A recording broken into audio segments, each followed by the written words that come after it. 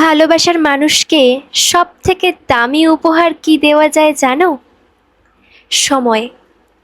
ভালোবাসা মোবাইলের ইন্টারনেটের প্ল্যানের মতো। আর আজকের দিনে দাঁড়িয়ে মোবাইলের ইন্টারনেট ছাড়া কোনো কিছুই সম্ভব নয়। তেমনি এই ইন্টারনেট কানেকশন মসৃণভাবে যাতে পরিষেবা দিতে পারে, তার জন্য নিয়মিত রিচার্জ করতে হয়। ঠিক তেমনভাবেই ভালোবাসাকে সুস্থ সবল রাখতে সময় দিতে হয়। সময় দেওয়া গেলে অনেক অনেক জটিলতা, অনেক ঝামেলা, সমস্ত কিছু না একেবারে সমাধান করা যায়।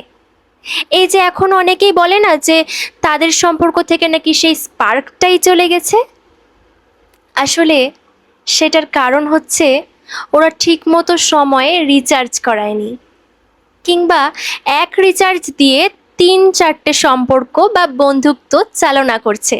ঠিক যেমন একটা ওয়াইফাই হটস্পট দিয়ে সীমিত কিছু যন্ত্রই ঠিকঠাক চালনা করা যায়, তেমনভাবেই একজন মানুষকে তার সমস্ত সম্পর্ককে নির্দিষ্টভাবে সময় দিতে হয়। একজন মানুষ প্রথমে যেই ব্যক্তিগত সম্পর্ককে সময় দেয়, জানবে সেটাই তার কাছে সবথেকে প্রধান। সে মা বাবা হতে পারে, বন্ধুত্ব হতে পারে, কিংবা প্রেম হতে পারে।